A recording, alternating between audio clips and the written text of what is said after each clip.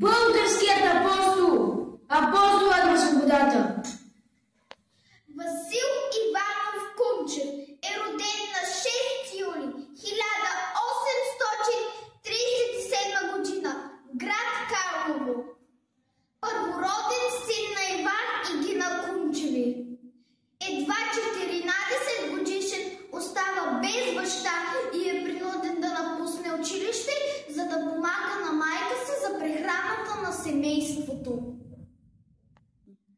Става послушник при войчо си Василий, а по-късно е постригнат за монах. Това му дава възможност, ходейки по селата, да опознае народната мъка и неволя. Години на тежка робия. По българските земи вилнеят турци и чурбаджии. Народът е гладен, ограбван и изтощен от работа и недоимък. Младият Васил решава да захвърли омразното мразо и да поеме по пътищата на България. От село на село, от град на град, под най-различни имена, той обикаля родината, създава тайни революционни комитети и подготвя народа за борба срещу тираните. 9 години той скита се бездомен, без сън, без покой, под вънкнъжност чужда и под име ново, и сърце порасло, и за кръст готово, и носи съзнание, крепост, светлина на робите слепи в робската страна. Думите му бяха и прости, и кратки, пълни с упование и надежди сладки. Говореше често за бунт, за борба, като за една ближна обща веселба, часът на която беше неизвестен. Всички го посрещат с любов и уважение. Слушат го за глас и изпълняват неговите заръки, но и на гърд не спи. Той ходи по джилите му с една задача да улови, да ликвидира апостола на свободата.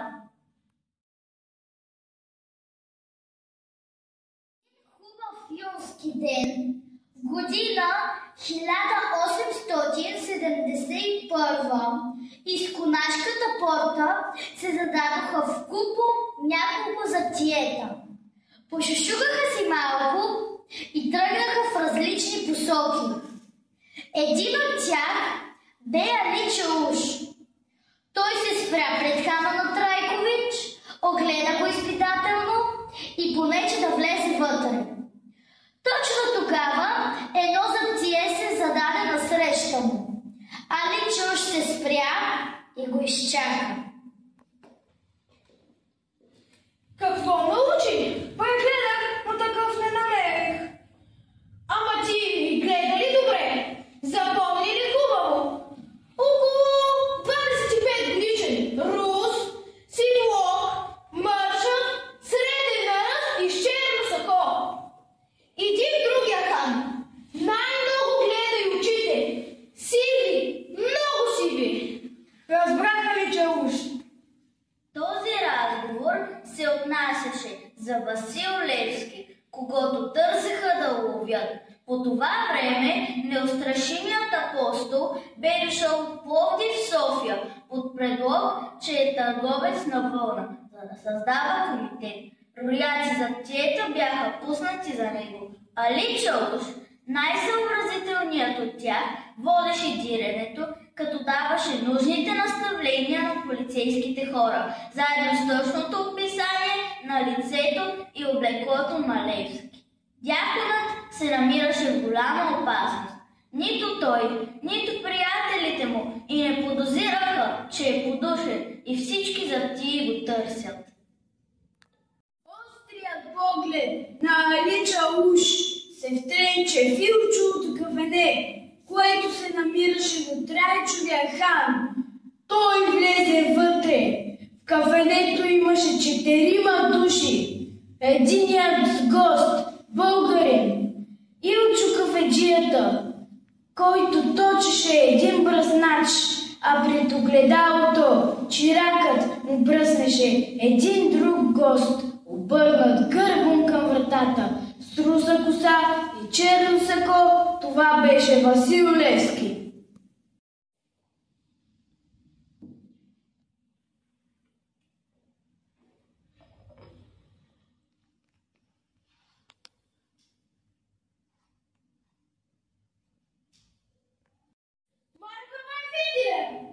Няма ли тук в Хана Ючо един търговец?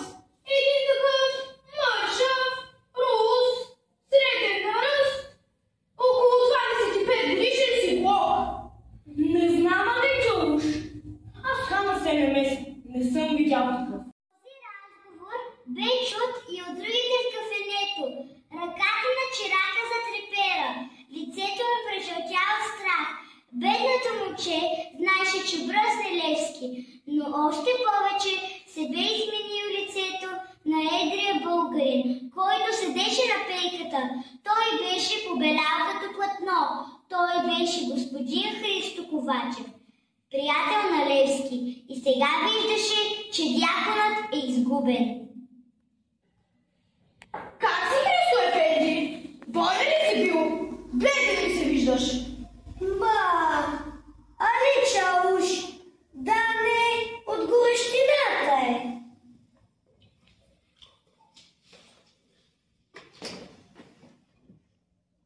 Момче, дръж хубаво бръснача, ще ме порежеш. Тоя проклетник чака да се свърши бръсненето и хубаво да гледа дякона в лицето. Изгубен е, ще го усетят. Мислеше си Ковачев, но в тая критична минута той си спомни, че Алича уж имаше една слабост. Обичаше да си попива. Беше ли една ракия, Алича уж?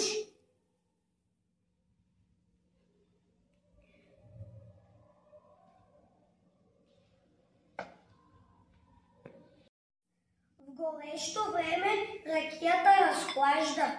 Заповядайте.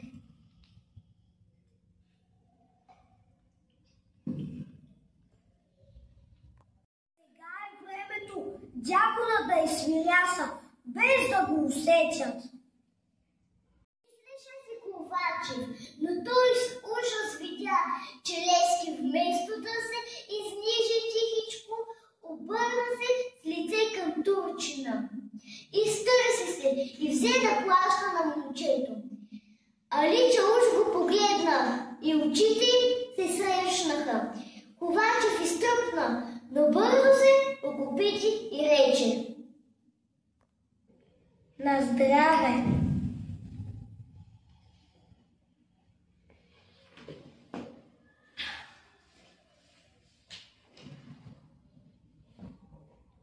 Честито, Челепи!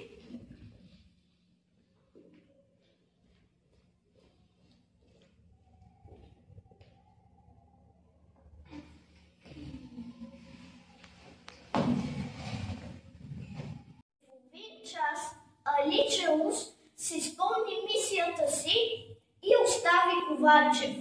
Повлезе в Хана, за да продължи диренето и да огледа гостите. В същото време един дрипав селянин с чувал на гърба минал покрай Ковачев. Не сакаш да ме купиш кемъра, господине. Оно евчина ти го дава. Левски! Не сакаш. Твоя воля, господине. Той вдъхваше бодрост в народната свяст. И всякоя възраст, класа, пол, занятие взимаше участие в това предприятие. Богати и с парите, сиромаха с труда, момите си глата, учени и с ума, а той беден, гол, бос, лишен от имота, за да е полезен, дал си бе живота. Тоя момък спечели сърцата, тоя момък засмян си неот. За република чиста и свята беше дълго шептял в мрак дълбок. С дълбоките нощи свещеник, то прозва глищар. За възстание готви народа, за свободна държава без цар. Христо Ботев пише: приятелят Милевски е нечут характер. Когато се намираме в най-критичното положение, той все е весел. Дърво и камък се пука от студ. Гладни сме от 2-3 деня, а той пее и все е весел. Смелост и безстрашие, съобразителност и фантастично хладнокръвие, непреклонност при трудностите и непоколебима вяра, дълбока мисъл и титанична воля. Така описват Левски негови съвременници. Аз съм посветил себе си на отечеството си, да му служа до смърт и да работя по народната воля. Ако печеля, печеля за цял народ. Ако загубя, губя само мене си. Но тиранът люти да убие духът. Една сутрин Левски осъди на смърт. Той биде обесен. О, безсило славно! По срам и по блясък ти си с кръста равно. Дяконе, ще можем ли ние потомците да те погледнем в очите и да се вречем, че ще бъдем като теб, чисти и всеотдайни? Прекланяме глави пред този подвиг свят, прекланяме глави пред вечността му. И в този объркан днешен свят, достойни ли сме ние за личността му? Достойно той се бори заради нас, достойно даде той живота свой. Достойни ли сме ние в този час да имаме такъв велик герой? Манастирът тесен за моята душа е. Когато човек дойде тук да се покае, трябва да забрави греховния мир, да бяга съблазни и да търси мир. Моята съвест инак днеска ми говори. Това расо черно, що нося отгоре, не ме помирява с тия небеса.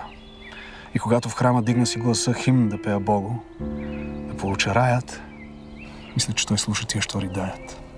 В този дол плачевни, живот нестърпим. И моята молитва се губи като дим. 9 години. Той скита се. Бездомен, без сън, без покой.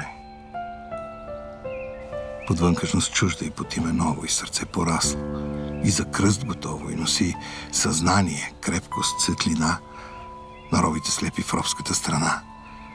Думите му бяха и прости и кратки, пълни с упование и надежди сладки.